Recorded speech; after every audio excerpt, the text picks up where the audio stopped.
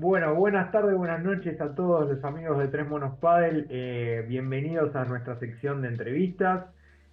Muchísimas gracias a todos los que nos están viendo ahora o en diferido y que van a ver esta entrevista. Por supuesto, siempre acuérdense de darle clic al botón de suscripción y darle like, que siempre nos ayuda un montón a crecer. Nos estamos fomentando como un canal de pádel, tanto en la parte de entrevistas como en otro tipo de videos que vamos grabando para que ustedes tengan herramientas de juego, herramientas para arreglar sus paletas y armamos una comunidad divertida que no está buscando ningún tipo de seriedad, así que si hay algunos comentarios que estoy moviendo ahí que me río demasiado en los videos, pero es simplemente para que nos divertamos y también para tener un poco de información. Hoy nos vamos a poner un poquito serios, particularmente hoy la entrevista que vamos a hacer, a mí me toca desde un lado que por ahí no lo pensaba, porque yo, todo el mundo lo sabe, yo si bien soy profesor de pádel ya hace un montón de tiempo y tengo mi propia academia de amateurs, porque yo trabajo con categorías bajas, hoy voy a tratar una entrevista con una persona que va por encima de toda la expectativa profesional que puede tener alguien que forma jugadores primero por la trayectoria que él tuvo como jugador, pero también por los resultados de la academia que él hoy lleva a cabo, que tiene su impronta, que tiene su nombre, y que todos conocemos, que siempre hay un pequeño diablo de entre 15 y 19, 20 años que se presenta a los torneos de ascenso y que viene de La Plata y que viene de su academia y vos decís, este pibe de dónde salió y cómo es que juega pero tan bien. Y hoy tenemos al responsable de eso, el gran Seba Mocoroa, con nosotros. Seba, un gusto y muchísimas gracias por tu tiempo al recibirnos. No, no, muchas gracias a vos, Javo. La verdad que muy contento de estar y charlando con vos y disfrutando un poco de este tiempo. Bueno, nada, más allá de halagos, frutas, corazones, te tiraría de todo. La trayectoria tuya, Seba, es preciosa en lo que es el pádel, o sea, por así decirlo, la verdad que simplemente repasar un poquito todo lo que hiciste para el pádel y por el pádel, y como siempre con gente que, perdón si voy a decir la edad, pero de tu edad, que atravesó una época donde yo no sé si decirle que es la época oscura del pádel, pero la época de baja, donde la demanda de pádel fue bastante para abajo, siguió sosteniendo la actividad desde algún punto de vista, ya sea teniendo una cancha, teniendo una academia, dando clases. Siempre es como que les tengo un respeto y la verdad es que una forma de agradecimiento también son estas entrevistas y también ver esa parte. Seba, voy a arrancar, nosotros estructuramos las entrevistas pasado, presente, futuro, y a mí me gusta primero preguntarles a todos mis entrevistados si tienen el recuerdo de cuándo fue la primera vez que jugaron al pádel. Bueno, mirá, yo en el barrio, digamos, en ese momento nosotros vivíamos, hacíamos vida de barrio, de plaza y de amigos, digamos que eran de vecinos. Se nos plantea en un momento que había un deporte, un juego en realidad. Yo jugaba al tenis en ese momento, venía de tomar clases de tenis y bueno, me apareció esto como un juego. Tenía 16 años, 15 años. Y bueno, fui a un club que no sabíamos ni cómo se jugaba, nos prestaron unas paletas y empezamos a jugar con los chicos del barrio. Eh, y nada, me empezó a gustar jugarlo y jugué, los primeros años jugué a las dos cosas, o sea, jugaba torneos de tenis, jugaba interclubes de tenis y apareció el pádel y bueno, y empecé a jugar algunos torneos de pádel que también me empezaron a gustar porque le encontré la vuelta muy rápido y me empecé a divertir y bueno, y así arrancamos, así empezamos yo empecé a jugar torneos a los 16 años más o menos. Así que estuvo Ah, muy divertido porque la pasamos muy bien.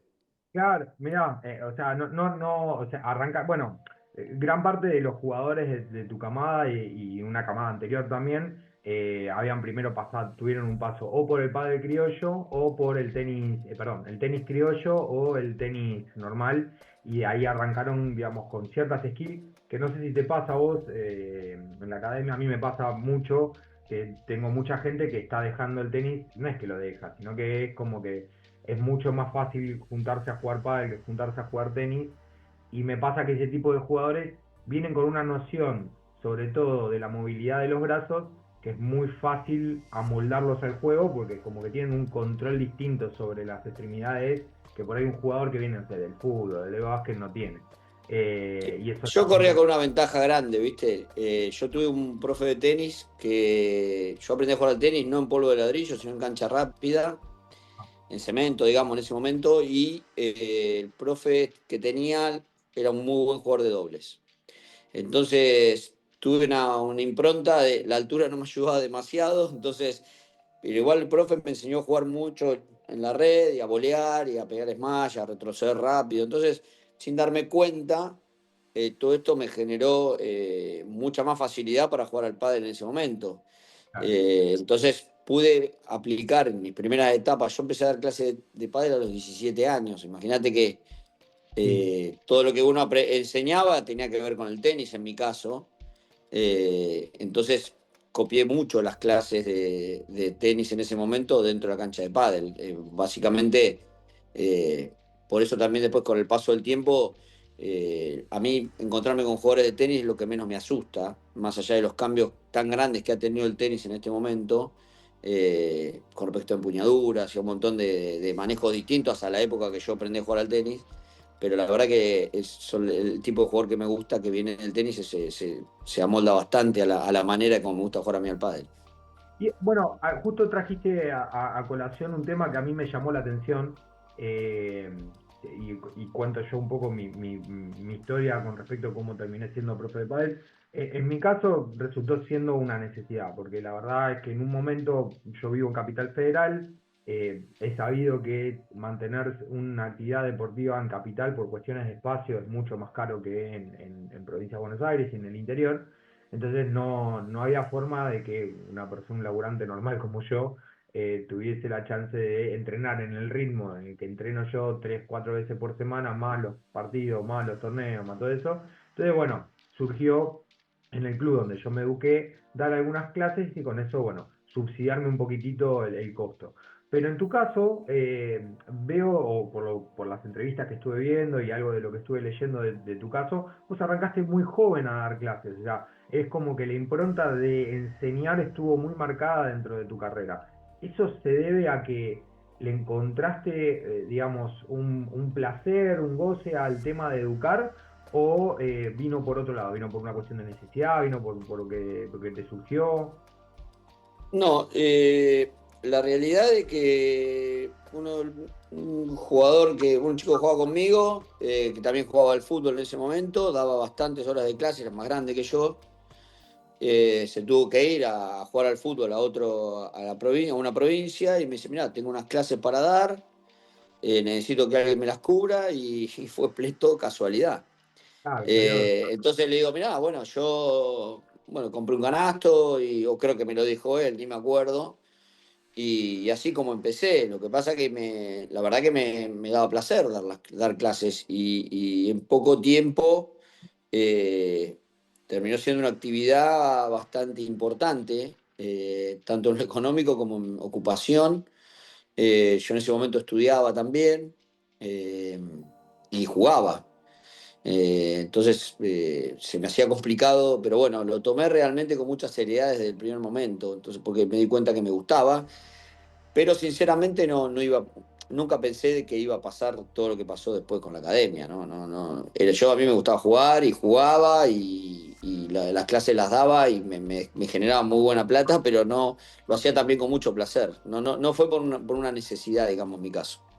No, sí, a ver, yo la verdad que arranqué siendo una necesidad, después con el tiempo terminó siendo que la verdad que yo doy No, no, clases. claro, obvio, que te terminó gustando. Y no, y aparte a mí, a ver, también los públicos que nosotros tenemos son muy distintos. En tu caso, hoy en día, vos particularmente en este momento, vos trabajás con gente que tiene la idea de dedicarse de lleno a esto y va con un ritmo de profesionalismo superior. Y yo trabajo con gente que viene a divertirse y a mejorar su técnica. Entonces eso también a mí me permite reírme adentro de la cancha, cagarme de risa, joder con los alumnos, o alguno por ahí, encima yo doy clase de los sábados a la mañana, entonces uno me cae medio borracho, entonces no pasa nada. Eh, es una cosa totalmente distinta, no tiene nada de Sí, comparación. igual sobre eso hay un mito muy grande con respecto a la academia, porque la academia tiene, o sea, hoy son 8 entrenadores que trabajan a la par y nosotros ahora estamos trabajando con chicos de 10, 9 años, que estamos haciendo como grupos ya que están entrenando dentro de lo que es el plan de academia, porque creemos que el semillero ya hay que arrancarlo de mucho más jóvenes, pero también se crea entre los más jóvenes y los profesionales se crea un ambiente muy divertido y que también hay gente, digamos, dentro de la academia que es iniciación y que van a divertirse. Prácticamente hoy estamos entre las 650 horas de clases mensuales entre todos los entrenadores y hay de todo un poco, ¿viste? A mí me encanta porque realmente puede ir cualquiera a la academia y a todos se los va a tomar de la misma manera. Lo cuento porque obviamente, como en el caso mío, yo entreno más a los profesionales o apunto a eso, también hoy la academia genera un montón de jugadores que van a la academia y se divierten y la pasan bien con cada uno de los entrenadores, porque es fundamental. Y cuando vos vas a un entrenamiento que participo yo, que algún día, bueno, me gustaría que vengas. Realmente es muy divertido. Se crea una buena onda entre todos y los jugadores profesionales vienen de un esquema digamos, de toda la vida de la academia, de que todos tienen que jugar con todos.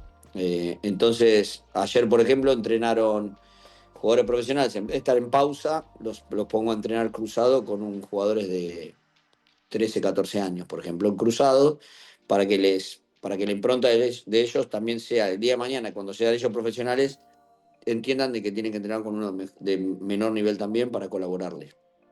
No, está bueno el espíritu colaborativo. Bueno, es que también va cambiando un poco cómo se ve. Te estaba escuchando recién y una de las cosas que me vino a la cabeza, yo una de todas las formaciones, porque la verdad que a mí el deporte me gustó siempre, me gustó mucho, y un tiempo de mi vida me dediqué a jugar al fútbol de salón, y una de las cosas que siempre me acordaba que era muy divertido cuando yo era chico y estaba preparándome para jugar en la primera de fútbol, era que la primera viniera a jugar con los digamos, con Claro, y rozarte con tipos que, bueno, ya tenían el físico súper desarrollado, entonces vos podías ir a chocar y el tipo ni se movía, y se empezaba a gestar, digamos, una cuestión de pertenencia, porque vos veías que los que ya estaban un poco mejor posicionados que vos, te daban el lugar, aunque sea un ratito, como para que vos sintieras también el roce de estar con alguien que ya estaba ahí. Y eso creo que el pádel, digamos, lo empieza a tener ahora y que va empezando a generarse ese tipo de ambientes en donde las escuelas son cada vez más grandes, los alumnos empiezan a entrar desde más chicos. Yo tengo alumnos de 6 años ahora, 6 7 años, que viste, es un juego más lúdico, es venir a jugar un ratito con la pelota, pegarle a la pelotita, no es algo que es una estructura de clase, pero sí, digamos, empieza a aparecer el jugador que desde el inicio de su formación física empieza a estar dentro del pádel y no tanto de esa cosa de emigrar. Yo hacía eso y de repente descubrí que el pádel era algo que claro. me gustaba. Es algo más o menos lo que nos pasó a nosotros en Sí, diferentes sí. épocas, pero parecido. Hay dos cosas que de esta parte de la charla que me gustaría rebobinar un segundito. La primera es algo que no hablamos, que es de tu carrera profesional como jugador. Eh, Venís de una época donde el pádel era algo bastante distinto a lo que es hoy en día, eh, por la formación de los jugadores, por las canchas, por las paletas, por las pelotas. Eh, ¿Qué momento es el que vos recordás con más felicidad de ese paso tuyo por el profesionalismo como jugador? Bueno, nosotros en ese momento el padre era súper competitivo, viajábamos muchísimo a la altura, te diría, por Argentina, ¿no? Obviamente. Había torneos en Uruguay también, pero se viajaba mucho en Argentina y casi todos los fines de semana. Y jugué el torneo más importante, digamos, llegamos a una final con Pablo Rovaletti, que jugamos la final, me acuerdo, contra Maquirain Sanz, y ahí le ganamos a la semifinal, recuerdo a Diógenes de Urquiza con Álvarez Clementi, que era Álvarez Clementi, jugaba en ese momento con la SAI, pareja uno. Yo a Alejandro nunca le gané, a Alejandro nunca pude, pero bueno, y llegamos a esa final y lo terrible de esa final es que jugamos en cancha abierta, en pleno Buenos Aires, y, y jugar contra, veníamos jugando a un ritmo mucho más lento, con cancha abierta, para nosotros éramos muy jóvenes, corríamos un montón, y nos pasaron, porque se largó a llover, jugamos la final en una cancha con el techo prácticamente arriba, pegado a la cabeza, y perdimos, nos mataron a palos, pero la verdad que fue un torneo que desde ahí se empezó digamos, ahí es cuando sentí que ya era profesional, digamos. Pero bueno, una época que, digamos que en ese momento no, el pádel tenía un furor importante, yo era muy joven, y después, de ahí en más, bueno, tuve un año y medio muy bueno, y el pádel al toque empieza a caer, de a poco las marcas empiezan a irse, entonces se empieza a complicar mucho más. Empezamos a jugar en Uruguay, se empezó a jugar afuera, empiezan los torneos en España, y ahí se abre un poco el esquema. Entonces yo tuve que decidir un poco a ver para qué lado iba. Después tuve una lesión de rodilla que en ese momento no se sabía bien si era, no me había roto los cruzados, pero tenía unas distensiones, se me salía la rodilla, entonces me empezó a costar mucho más, y así que se me complicó. Y intenté volver rehabilitándome, pero no me querían operar. Bueno, todo un momento medio complicado de dudas mías. No es como hoy que te decían, bueno, te hacemos un estudio, ya sabemos que tenés una resonancia magnética, te operamos, no te operamos. Bueno, hasta que terminó siendo después al tiempo, se me terminaron rompiendo los ligamentos cruzados. Pero bueno, en todo momento yo seguí trabajando como entrenador. No dejé nunca de trabajar como entrenador. Hice las dos cosas a la vez, estudiando también en el medio, entonces que también me generaba una pérdida de tiempo comparado con los demás, entonces yo me di cuenta que me estaba relegando en lo profesional, entonces tuve que decidir, pero se hizo difícil. Todo ese paso, la verdad que fue complicado para mí, porque a mí me gustaba jugar, me gustaba viajar, pero la estaba pasando mal. Entonces tuve que tomar algunas decisiones difíciles, pero bueno, al final salió todo bien, digamos. Sí, no, justamente te iba a decir, si, mirá, si te hubiesen dicho que ibas a estar ahora mirando para atrás este momento, bueno, pero, son estos momentos claves que, digamos, creo que sí, la gran mayoría de la gente atraviesa, por supuesto, de diferentes formas. Una lesión, un momento de que las cosas se bloquean y pasarlo, cuando uno después lo pasa y después de un tiempo ya deja de sufrir las consecuencias de ese momento, mira para atrás y dice, bueno, la verdad es que mi gran core fue haber pasado ese momento y hoy mirar para atrás y decir, mirá lo que pasé. O sea, por Sí, eso estoy... lo que rescato mucho de ese momento es que aprendí a jugar al pádel. Porque una cosa es pegarle bien, yo se lo digo siempre a los chicos, es pegarle bien a la pelota, y otra es aprender a jugar. Y yo escuchaba bastante, había jugadores con mucho nivel, eh, interpretando el cómo jugar, porque nadie nos explicó nada de qué manera jugar. Entonces el escuchar, ver de qué manera hacían determinadas cuestiones, digamos, dentro de la cancha y fuera de la cancha, es como que después uno aprende a jugar al pádel realmente, porque lo más difícil de esto no es pegarle bien a la pelota, sino en qué momento utilizar cada golpe y cada momento del partido. Entonces, eso me generó a mí, siendo muy joven, me di cuenta que había entendido bastante la manera de jugar, con mis limitaciones, obviamente. Entonces, supe en ese momento rápidamente para qué servía y qué era lo que mejor hacía, y lo que peor hacía también para no quedar en evidencia.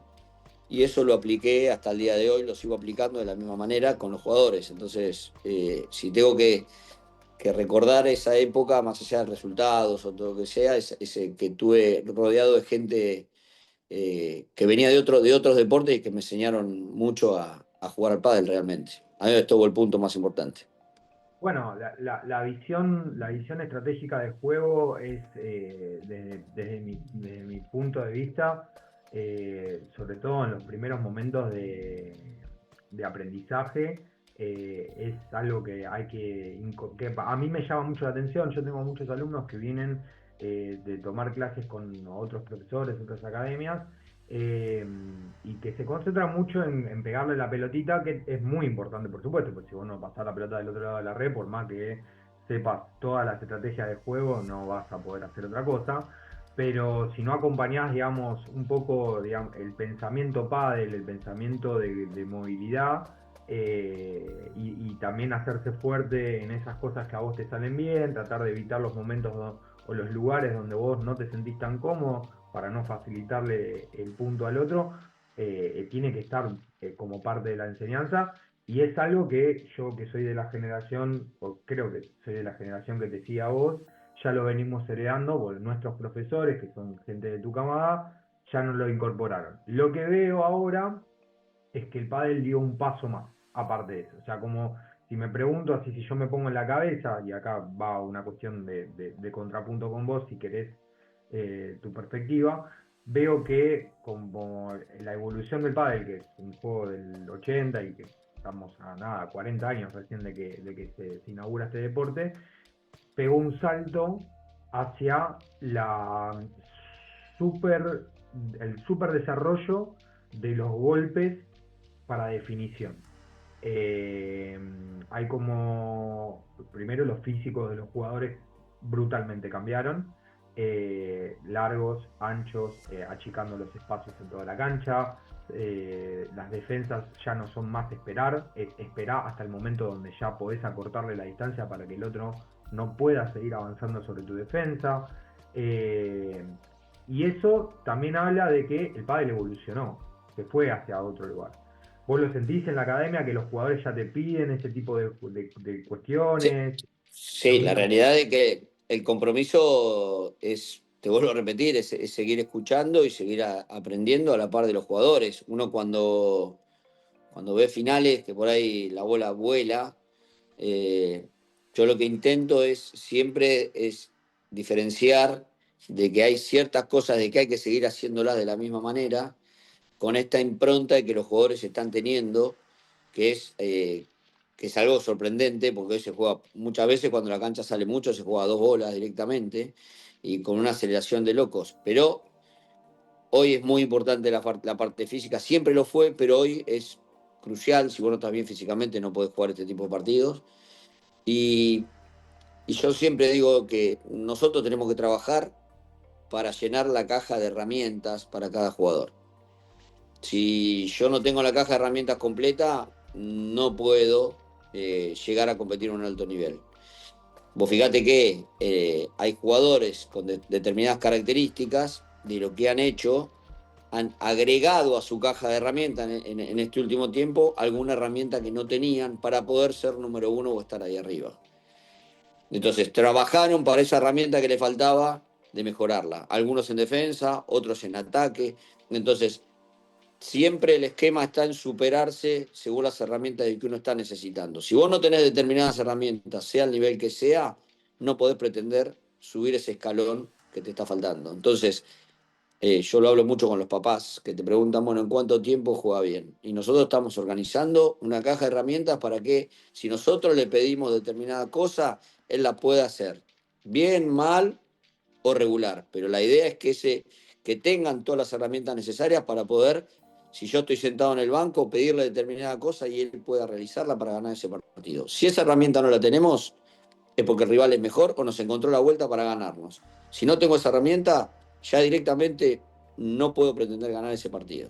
Entonces, lo que hacemos es generar, que obviamente uno con el proceso, con cada jugador, lo trabaja y lo va organizando, pero ese proceso lleva tiempo. Entonces los papás quieren resultados. Y no, pero no hizo tal y cual cosa. Pero ¿cómo hizo esto otro? No, esto lo hizo bien. Bueno, esto es lo que estamos trabajando hoy. Esto otro nos está faltando. Entonces trabajemos para que esto otro en un año salga como corresponde. Entonces, hablo a primer nivel. Vamos, el ejemplo más claro es Chingoto. Chingoto lo conozco de los 11 años. Y lo que hizo Chingoto fue trabajar para tener herramientas para estar donde está. Si Chingoto se hubiese quedado con las herramientas que tenía, no sería el Chingoto de hoy. Hoy Chingoto físicamente está en su plenitud. Entonces él sabía que necesitaba un plus más. Ahora, sobre defensa, vos me decís, y la defensa, sí, la defensa trabajan todos en la defensa y han mejorado un montón sobre las defensas. ¿Por qué? Porque del otro lado la bola viene más rápido. Entonces, esto es a todo nivel. Salvando la distancia de lo que son las palas hoy que vuelan, te colaboran un montón. Todas deficiencias que en el momento que nosotros aprendimos era 100%. Jugamos una paleta finita así y de madera. O sea, había que encontrar espacios, saber de qué manera jugar, bajar la velocidad de la pelota. Y si vos ves el pádel de hoy, los que juegan bien, eso lo siguen haciendo. Buscan Claro. espacios, bajan la intensidad de bola cuando hay que bajarla, no siempre se juega rápido. Entonces, sobre estas cuestiones también hay que preparar jugadores, ojalá sigamos sacando jugadores de elite, pero hay que prepararlos para tener la caja de herramientas completa, ese es el secreto. Sí, la verdad coincido plenamente que, bueno, recién lo mencionabas a Chingoto y la evolución de Chingo en los últimos 2, 3 años es impresionante para estar en el nivel que está. Y aparte, digamos, sin faltar el respeto, por supuesto, pero el tema de su altura y todos los jugadores que tienen alturas bajas tienen que tener las piernas mucho más desarrolladas que el resto para poder llegar con lo que, por ejemplo, Galán llega en menos de medio paso, él tiene que hacer por ahí 1 o 1,5 pasos, y eso, en la acumulación de movimientos, hace que esos pulmones tengan que trabajar como si fuesen un pulmotor Sí, por ejemplo, yo lo entrené mucho tiempo a Bergamini en la academia. Y vos lo ves a Bergamini y tiene una facilidad. Y si vos lo ves jugar de revés a Bergamini, la explota, juega un montón. Pero es un tipo que tiene todas las herramientas trabajadas y tiene una preparación física también de lujo. Y va a complicar a más de uno. Pero son tipos de características muy parecidas, pero siempre han agregado un plus para poder estar donde están. Entonces, hablo de estos jugadores porque son los que uno por ahí tiene más a la vista, pero hay un montón de jugadores que trabajan en pos de mejorar un montón de cuestiones. Puede ser ofensivas o defensivas, ¿no es cierto? Según lo que necesiten, pero siempre digo, hay que trabajar en pos de mejorar para levantar, para subir esos escalones que son cada vez más difíciles. A medida que juegan cada vez mejor, tenés que levantar esos escalones cada vez más, ¿no? Una duda que yo tengo, que la verdad que no la conozco, porque como nunca tener un profesional, y no va a pasar, o sea, ya si sos profesional ni me consultes, pues no te lo voy a hacer, no te voy a, no, bajo ningún punto de vista, pero sí hay algo que me quiero preguntar desde el punto de vista académico y de enseñanza. Cuando, o sea, vos tenés una estructura, cuando vos agarrás un jugador, ¿sí? Viene un jugador que entiendo que poner la gente que ya está más cerca del profesionalismo, hablamos de un segunda, primera, nacional, que tiene condiciones y que quiere ver o probar, saber si puede llegar a profesionalizarse más internacionalmente. Armás un esquema de trabajo en base a un diagnóstico y decís, bueno, mira, vos sos esto, acá tengo esto, y yo detecto que estos son los lugares de mejora que vos tenés, empezamos a trabajar desde ahí y le haces una propuesta o arranca y decís, bueno, a ver, contame, qué sé yo, no sé, por tu estilo de juego, te comparo con alguien que juega parecido a vos, no sé, tenés un juego muy parecido a Paquito Navarro, yo veo que Paquito evoluciona en estos lugares y vamos a ir a ese lugar. ¿Cómo se arma eso? Básicamente, siempre digo lo mismo. Nosotros tenemos una estructura primero que es nuestra. O sea, yo no puedo enseñar a uno una cosa y a otro otra. O sea, sobre las estructuras trabajamos de la misma manera con todos los jugadores. Si vos ves jugadores de 10 años, 9 años, cuando vienen papás de afuera, se dan cuenta que juegan todos o pegan todos de la misma manera. Ahora, hay jugadores que son más defensivos, hay jugadores que son más ofensivos, hay jugadores que contragolpean, hay jugadores que no contragolpean, hay jugadores que tiran mucho más globo que entrar por abajo, hay un montón de variantes. Ahora, ¿qué hacemos nosotros? Enfrentamos y fundamentalmente cuando llegan, lo primero que le decimos, ¿vos estás dispuesto a cambiar? Pues si no estás dispuesto a cambiar, dejemos todo como está. ¿Está claro? Entonces, lo más importante acá es que tengan ganas de cambiar. El 99% te dicen que quieren cambiar porque quieren mejorar, obviamente. Entonces se trabaja en pos de que tengan el mismo criterio de lo que es la academia y de lo que se enseña en la academia. Desde una volea hasta un contragolpe, hasta un gancho, hasta una víbora. O sea, todo lo que se plantea desde la academia es igual para todos. ¿Sí? Y lo que vamos haciendo es esto, decir, bueno, para mí esto yo lo cambiaría. ¿Cómo hago? Bueno, de determinada manera, vení que te muestro. Entonces pongo a uno al lado que haga determinado ejercicio para que se dé cuenta qué es lo que buscamos.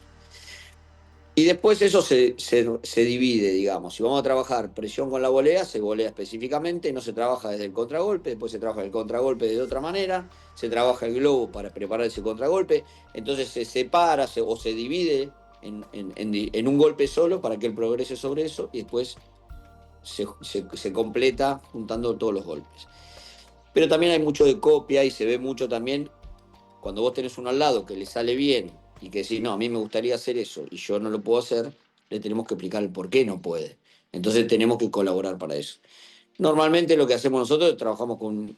La academia se caracteriza por ser más ofensiva que defensiva, eh, pero a la vez, si vos lo ves a Martín Dineno, por ejemplo, es un flaco que, si vos lo tenés que catalogar, es un jugador más defensivo que ofensivo. Pero claro, la idea, o Stupa mismo, son jugadores que entrando en el contragolpe se transforman en muy ofensivos. Entonces, la idea es tener ese combo entre ser defensivo y ofensivo, en qué momento pasar al ataque y en qué momento saber defenderme. Más o menos sobre esas son las cuestiones que hemos trabajado estos últimos tiempos. Igual, coincido con vos que no atacan, sino que es como que da la impresión que no atacan. Porque, por ejemplo, a mí lo que me pasa cuando lo veo jugar al Turquito de Neno es que la presión que él mete cuando está defendiendo no es perceptible por ahí para el ojo de la persona que no entrena o que no juega o que no está, digamos, acostumbrada. Pero cuando vos ves la velocidad de defensa que él le pone al que está atacando, no lo deja atacar. No, por supuesto que no es un ataque, es una forma de defensa, pero es como su herramienta potente donde él hace pie para poder después pasar adelante y después hacerse fuerte adelante.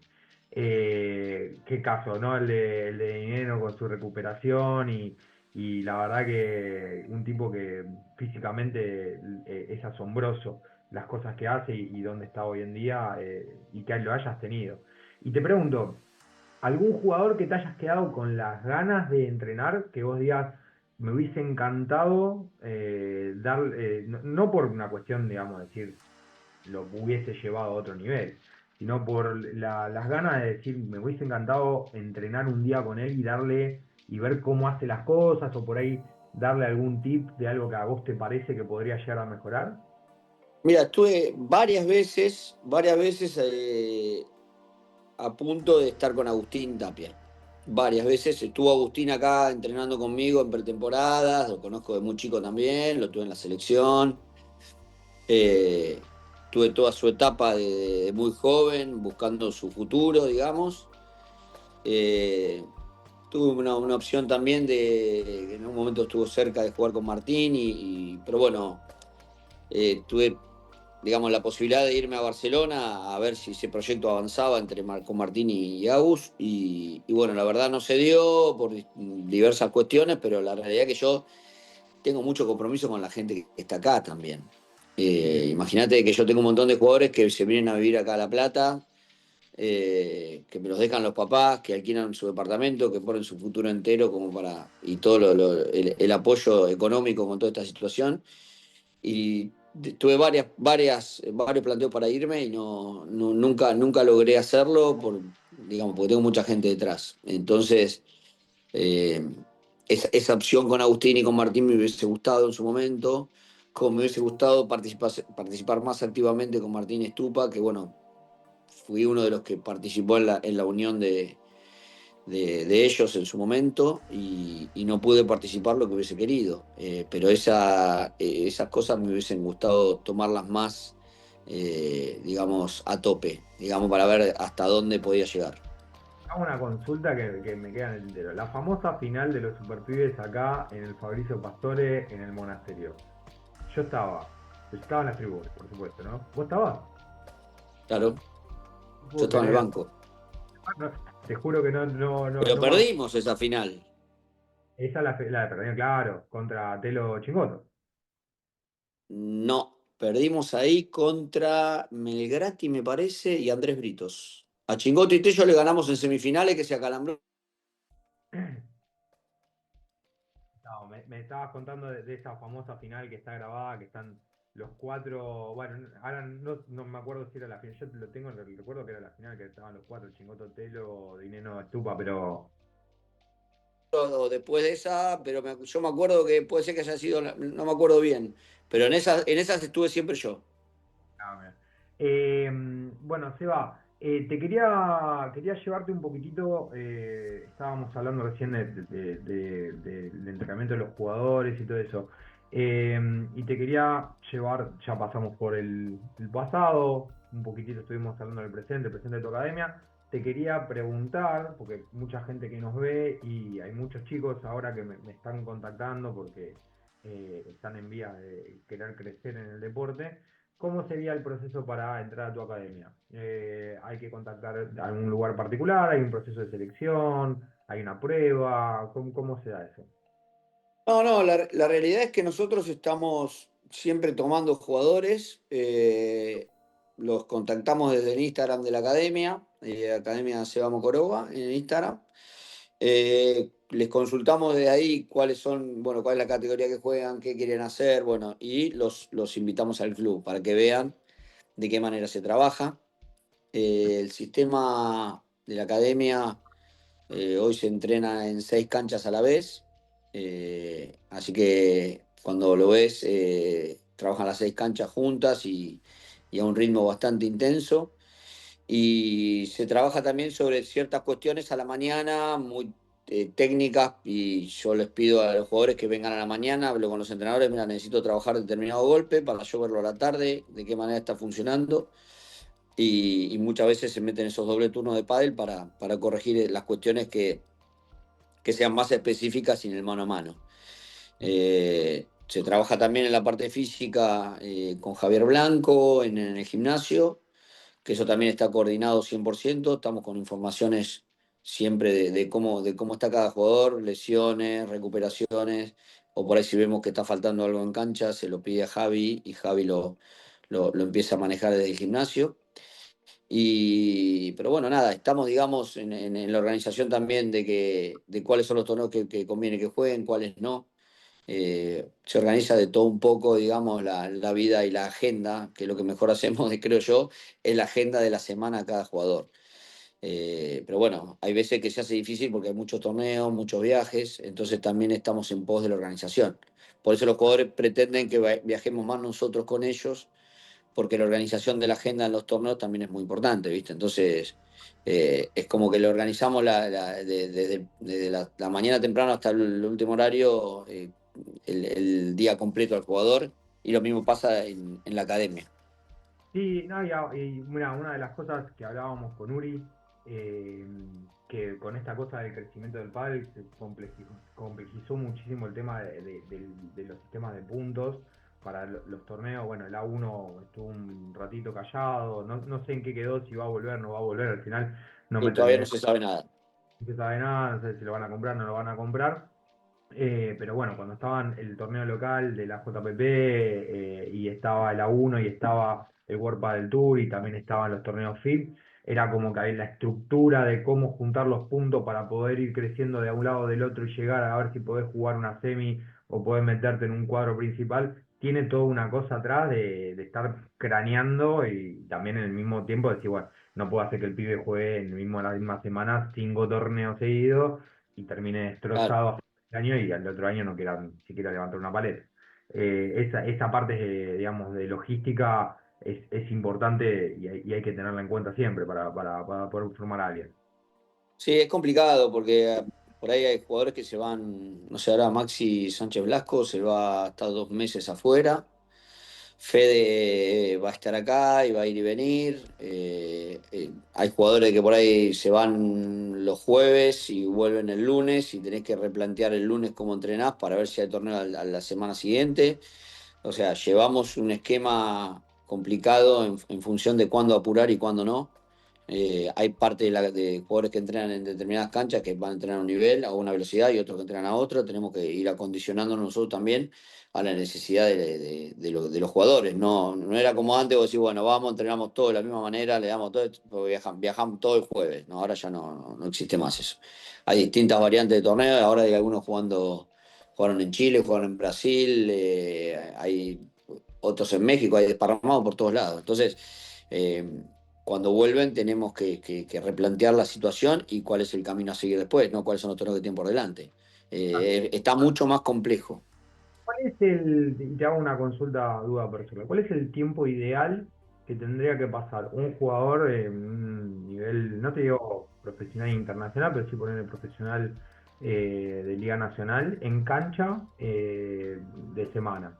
Es decir, bueno, mira, yo tengo que prepararme para hacer un torneo que arranco, no sé, en previa a un jueves, un viernes. ¿Cuánto tiempo sería lo ideal para que esa persona llegue a ese torneo en buen estado técnico? No físico, porque va a llegar arruinado como siempre. Pero bueno, eso es otra cosa. Sí, nosotros la secuencia de entrenamiento es de 2 horas diarias y, como te decía hoy, si necesitan algún plus, se hace en 1 hora más en la semana. Por día, con 2 horas está bien. Y si necesitas ensamblar un poco con un compañero nuevo, por ahí se mete un turno de cancha de partido de 1 hora, 1 hora y pico. Pero no, con las 2 horas de entrenamiento, porque aparte también se requiere descanso. Entonces, si vos no le metés descanso a esta situación, por eso te digo, todo tiene que ver. En una pretemporada nosotros metemos 4 turnos diarios.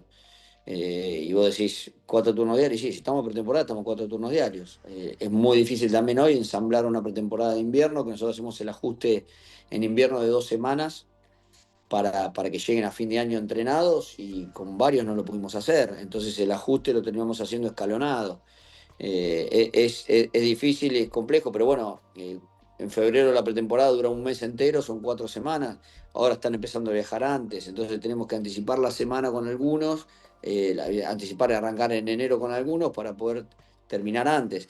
Por eso te digo, no hay hoy un registro claro de tiempos. Hoy, un jugador que tenga una semana libre, que no juega por ahí al fin de semana siguiente, puede entrenar tranquilamente 3 horas diarias. Yo con eso Claro, creo que está que bien. importante, tener Y 3 horas no diarias. juntas, no juntas. Vos podés hacer un entrenamiento de 2 horas, medio picante, y hacer un entrenamiento más técnico de 1 hora. Eso es una situación que está bien. Sí, excelente. Bueno, Seba, te llevo a lo que es futuro para pasar al último módulo de la entrevista. La verdad sos un libro abierto de pádel, es entretenidísimo escucharte. Eh, pero te quería consultar primero en las dos ramas de la conversación que venimos llevando, que es el pádel profesional hoy en día y la academia. ¿Cuáles son los proyectos, o si es que hay proyectos ahora de crecimiento, de expansión a la academia hacia el interior, hacia el exterior? Si tenés pensado algo en ese sentido. Y después, si querés, hablamos un poquitito más de lo que viene en el pádel a nivel charla de café o cerveza mediante, depende. ¿No? Ya somos exjugadores nosotros, así que no nadie por suerte. Bueno, ¿no? La academia está en Chile, está formada en Chile. Nosotros, bueno, ahora la situación en Argentina se le hizo muy difícil para varios venir a entrenar, porque está muy caro Argentina para varios y varios países. Y bueno, pero en Chile la tenemos formada hace varios años, en Venezuela lo mismo. Estamos ahora creándola en Colombia próximamente. Y hoy hay otra, bueno, nosotros estamos en un club que se llama Kento, que es donde está la base más importante de la academia. Y se está ahora formando también acá en La Plata, en un club que se llama R5, que está armándose, que ahora inaugura en unos días, que también va a estar la academia ahí. Así que la intención es que todo lo que se enseñe en las academias nuestras tengan un registro y un orden como el que tenemos nosotros desde acá. O sea, se controlan los entrenadores, vienen los entrenadores, se los capacita a los entrenadores.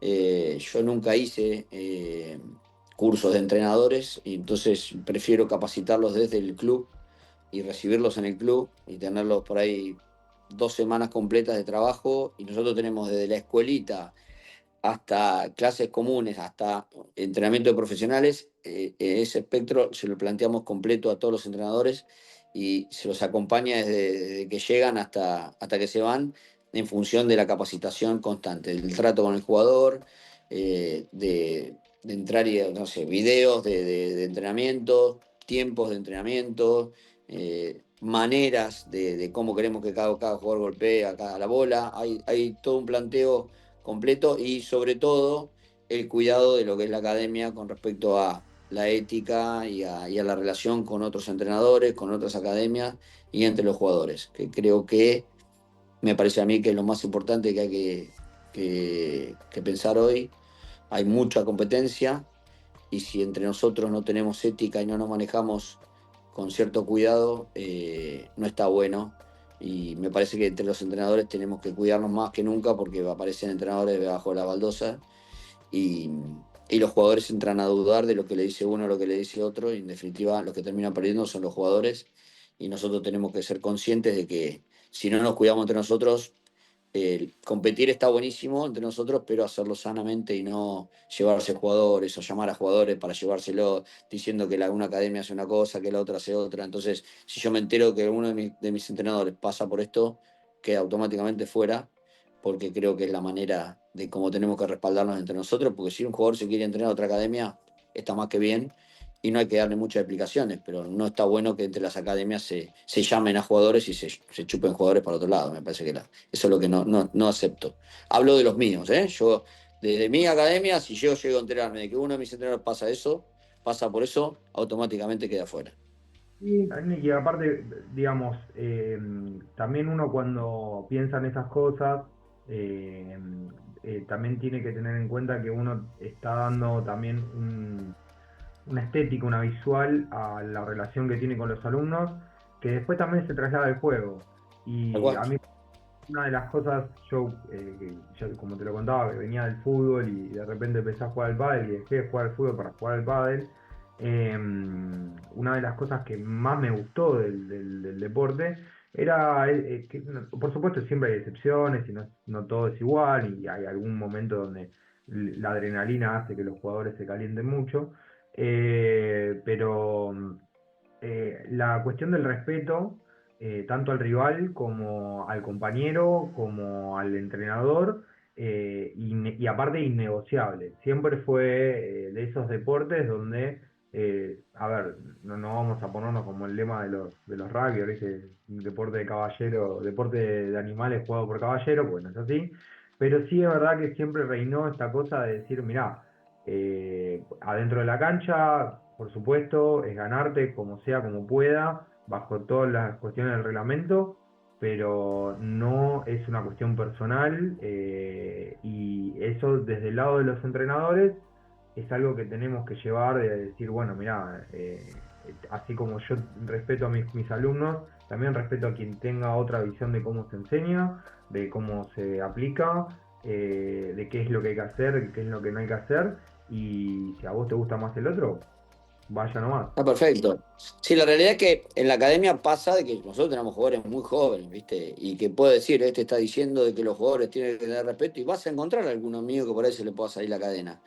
Ahora, yo me entero y te aseguro de que ese jugador, si se le salió la cadena, tiene una cita conmigo al lunes. Pero eso puede ocurrir y nos va a seguir pasando, y es una cuestión de que al momento, como decías vos, la adrenalina y cuando están en plena locura del partido, hay que entender, pero no hay que colaborar que eso siga siendo así. Pero sinceramente hoy me está preocupando más la poca ética de los entrenadores. Por eso yo siempre prefiero llamar por teléfono, siempre decir, che, pasa esto, aquello, lo otro. Y lo hice toda mi vida, pero bueno, hoy se está haciendo más difícil la situación. Pero bueno, así todo uno tiene que seguir trabajando y seguir confiando en la manera que uno enseña, que creo que ahí es donde yo apunto, más allá de meterte en la cabeza o en la ética de otros entrenadores, ¿no?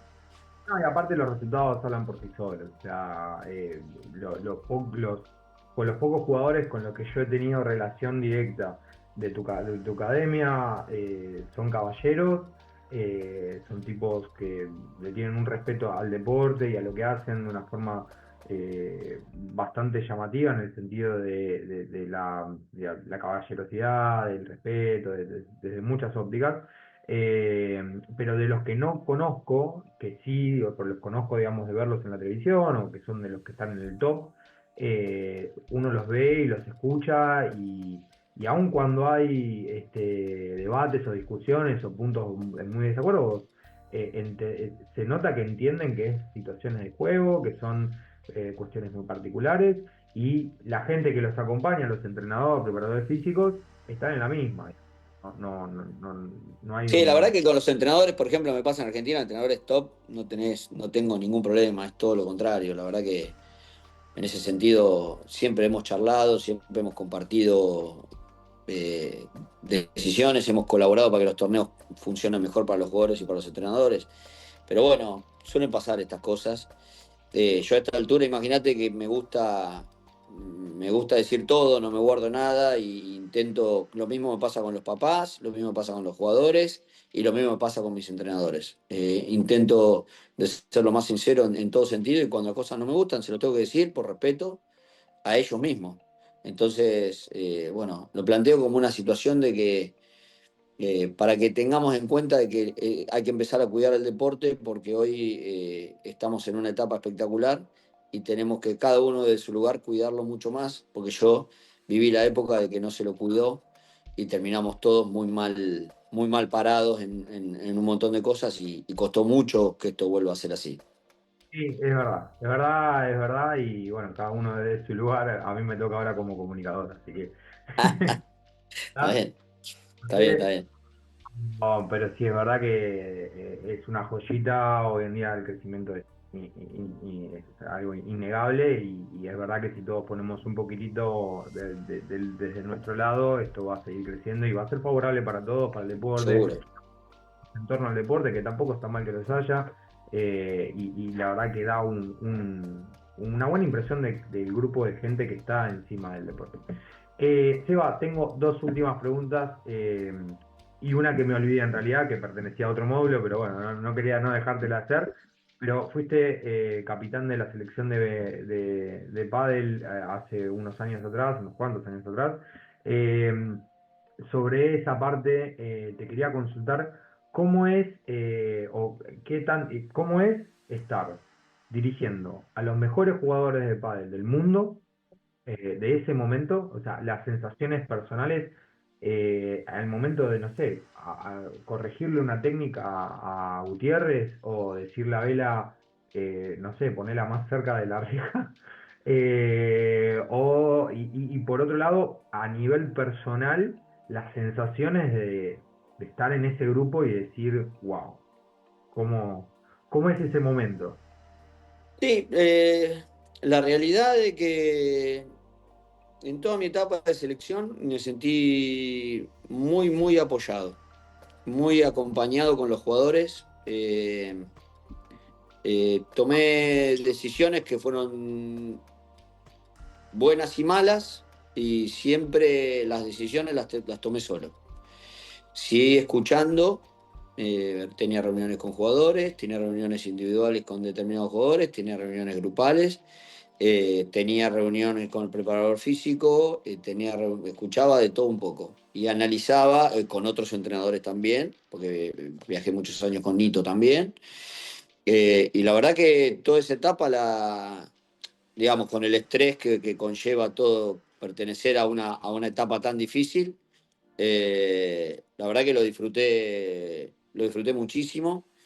Tuve la posibilidad de salir campeón del mundo con los menores, que esto digamos, como proyecto personal, todos esos menores que salieron campeones del mundo conmigo, la mayor cantidad de los buenos, digamos, que llegaron a seguir siendo profesionales, estuvieron en la selección conmigo, en la selección mayor.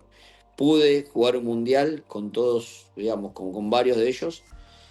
Eh, Cuando salimos campeones del mundo con los menores, la verdad que fue un campeonato espectacular para todos, porque la realidad es que la pasamos increíble y ganamos el torneo de punta a punta y lo disfrutamos realmente. Y llegar con Dineno, Estupa, Chingoto, Tello y Tapia dentro de un equipo de 8 jugadores fue increíble. Fue un proceso que yo arranqué con ellos a los 10 años. Así que Nosotros imagínate que todo eso, toda esa camada fue formada por la Academia de Menores por la academia, por la selección de menores, y llegando 5 de 8 a un campeonato del mundo mayor es impresionante. Pero la pregunta es, ¿contrataban gente para abrazar a los pibes del otro lado después de los partidos? O sea, ¿los contenían?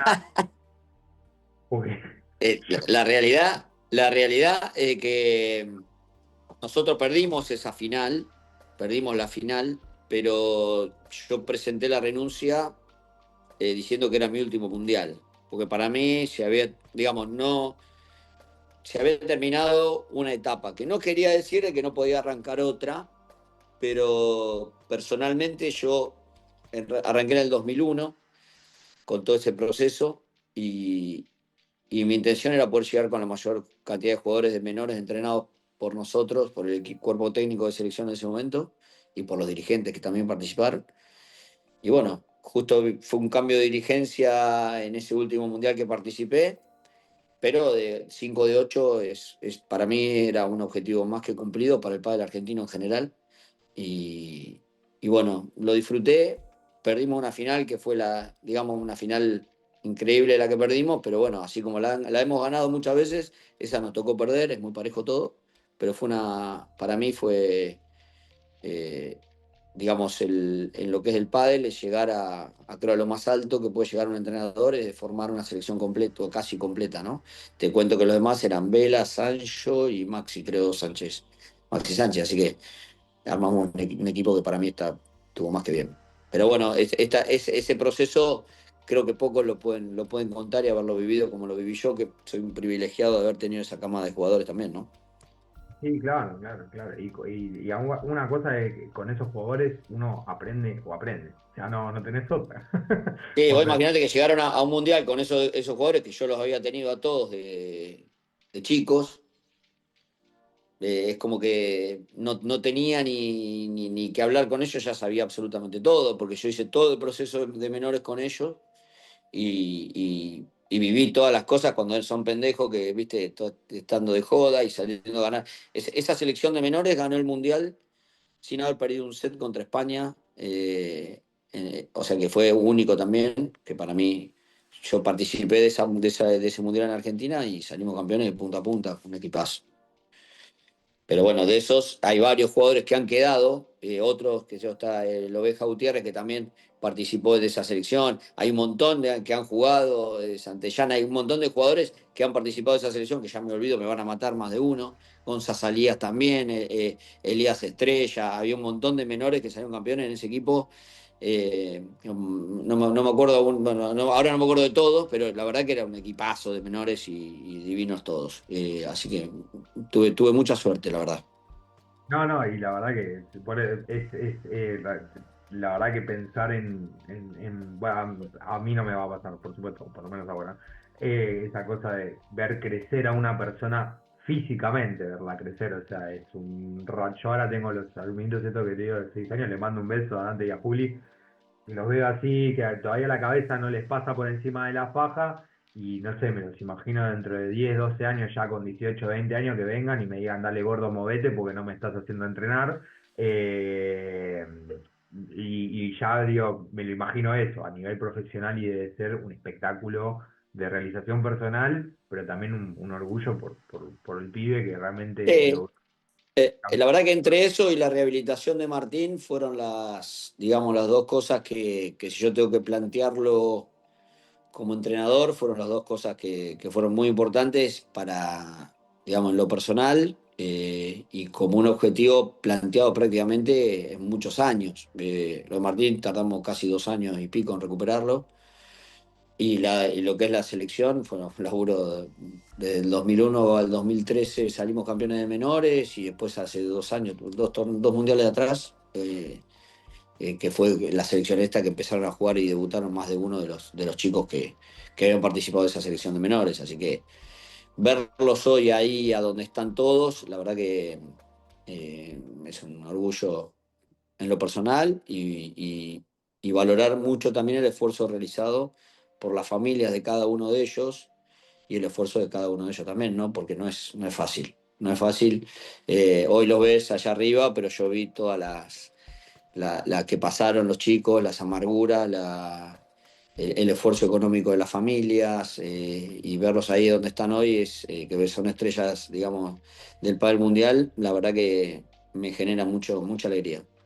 Aparte el manejo de la incertidumbre, porque por ahí el público general no lo sabe, pero hoy la gente lo ve a Tapia y por ahí seguramente tenga un muy buen pasar porque es el número uno del mundo y hace ya un tiempo que es el número uno del mundo, pero si vos te lo pones en perspectiva, Tapia que debe tener 23, 24? Menos.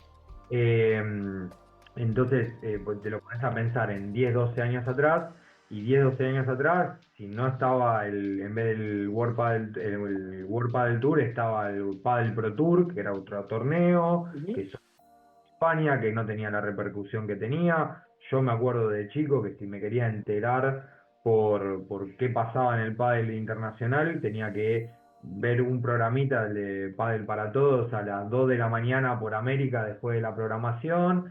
No había YouTube tampoco. Entonces, No, un pibe que te dice, en esa situación te dice, yo quiero ser jugador profesional de pádel, no lo está haciendo, claramente no lo está haciendo por la plata, lo está haciendo porque realmente es lo que siente, y en ese momento la incertidumbre de la familia es decir, y bueno, si es lo que el pibe quiere, vamos a darle todo lo que tenga y que sea lo que Dios quiera.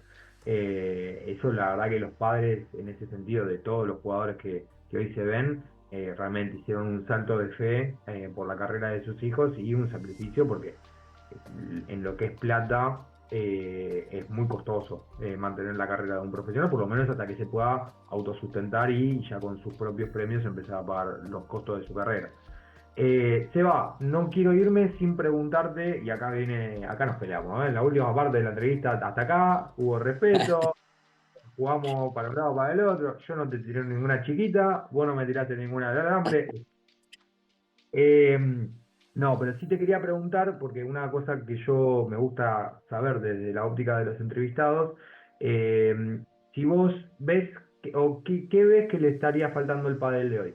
¿Qué mejoras al circuito, a las canchas, a la organización, a lo que sea? ¿Cuál ves que es el próximo punto de mejora que debería tener el pádel? sí, fundamentalmente, yo se lo digo, lo he hablado muchas veces. A mí me interesaría que realmente el pádel y la asociación de jugadores esté mucho más globalizada. Me encantaría de que realmente se unifique 100% los rankings, que si aparecen empresas tengan que caer específicamente a organizar con la asociación de jugadores y que los jugadores sean, digamos, base del cuidado con la cantidad de calendarios que hay, con la organización de cada punto sobre cada torneo, que no venga cualquier organizador y que divida a los jugadores en un esquema y en otro, sino de que esa situación sea más ordenada y coordinada entre los jugadores en pos de la salud del jugador, en pos de la organización de vida del jugador, y no pensar exclusivamente en lo deportivo. Porque la realidad es que la cantidad de torneos que se están jugando es una locura, es muy difícil sostener tanto para los jugadores como para los entrenadores, familiarmente es complicado.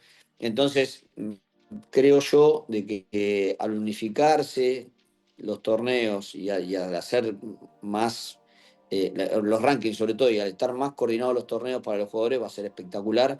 Pero bueno, para eso lo más difícil hoy es la coordinación entre todos los jugadores, ¿no? Hubo cosas importantes realizadas ya por la Asociación de Jugadores, pero creo de que hay que mirar un poco también para abajo y pensar, yo creo que es un tema de tiempo, ¿no? No es que no lo hayan querido hacer, pero pensar, por ejemplo, como circuitos como se ha armado la uno en su momento y como pueden aparecer algunos más, sean coordinados desde una sola base de ranking y no que sea el número uno de la uno no pueda pertenecer a otro circuito, no pueda jugar otro circuito o a la inversa. Tal es así de que vos lo ves, Arce jugó con Estupa y está a nivel 100% y hay un montón de, de jugadores que considero que pueden estar dentro del cuadro principal del Premier y que pueden hacer un muy buen nivel, ya está pasando. Todas estas cuestiones me parece que tiene mucho que ver la asociación de jugadores para que no sean digamos, no sean los organizadores los que manejan las situaciones, sino que también sea en colaboración y en coordinación con la asociación de jugadores. Creo que ese es el punto más importante, creo yo, que hay que le va a hacer muy bien al pádel y sobre todo muy bien a los jugadores, ¿no? Más sano, digamos. Sí, si le hace bien al deporte, los jugadores van a estar más contentos y ya está. cien Sí, por a mí ciento la verdad que la discusión que se dio en España, sinceramente, en torno a que si podía jugar el Tolito Aguirre y Gonza podían jugar o no podían jugar, la verdad que me parecía, viste, cuando decís, no, no, o sea, que vengan de otro torneo, que tengan otra forma de jugar, o no quita que sean grandes jugadores que realmente están probando. Todos los jugadores de la uno que están jugando en el World Padel Tour están haciendo primero sus primeros pasos en los torneos para empezar a arrancar cada vez más arriba en los torneos, pero están demostrando que están a nivel. O sea, por ahí no están para Claro, ganar. resumiendo con eso, lo que planteo es que no tiene que ser la rebeldía del jugador en contra de un contrato firmado, que sea una rebeldía del jugador, sino que tenga un apoyo institucional desde una asociación de jugadores que lo cuide más que el estar presos o cautivos sobre un organizador. Sin dar crítica, porque los organizadores obviamente son los que invirtieron en esta situación, los que hicieron un montón de inversión para que los jugadores puedan tener un circuito, porque la realidad es que, por ejemplo, el A1 dio una mano gigante a cada uno de los jugadores que participaron de la 1. No hablo ni de un circuito ni de otro, porque sé que el apoyo de los organizadores siempre es muy importante, pero sobre una base de coordinación con la asociación de jugadores y con un ranking unificado, que eso creo yo que sería el secreto para pegar el puntapié inicial para que el pádel explote 100%. Excelente. Bueno, Seba, nos hemos quedado sin tiempo. Más que agradecerte por todo este rato que pasamos juntos charlando. Espero que te hayas sentido tan cómodo como yo, porque la verdad que Sí, la pasé espectacular, muy bien, todo bien. muy bien. Te agradezco un montón porque en todas estas cuestiones, digamos, es como mostrar un poco cómo se maneja la academia, cómo se maneja uno en lo personal y te vuelvo a repetir, nosotros, digamos, trabajamos muy encapsulados dentro de nuestro esquema. Eh, los que nos conocen saben la manera como nos manejamos y bueno, el de poder mostrar un poco el planteo nuestro, sobre todo en lo personal, está buenísimo y en lo profesional también. Así que nada, agradecerte. Me mandaste 1000 mensajes y yo te estaba medio complicado, la culpa fue mía. Así que nada, agradecerte de verdad. Y muy linda la nota, la pasé genial y bueno, a disposición para lo que necesites y te esperamos en la academia para que vengas a ver cómo trabajamos y me encantaría cuando quieras venirte. Manota la hacemos ahí y bueno, me voy a tirar un piletazo. Todavía no me la agarró nadie esta, pero ya se la tiré a todos. Yo siempre tengo una frase para terminar la entrevista. Puede ser que seas el primero que me diga que sí, pero si no me vuelves a dar una entrevista, por lo menos jugamos un cruzado. Cruzado hace 12 años que no juego al pádel. Ay, no, Así que no creo. Te puedo coachear de afuera si querés, te coacheo de afuera, pero hace 12 años que no juego al pádel. sigo tirando, me va a agarrar uno y me va a pasar para vergüenza. Pero bueno, va. Muchísimas gracias por el rato. Un gusto, gracias. Gracias por todo. Para la academia sea para arriba y nada, muchísimas gracias por el tiempo. Gracias a vos, te mando un abrazo grande. Nos vemos. Chau, chau.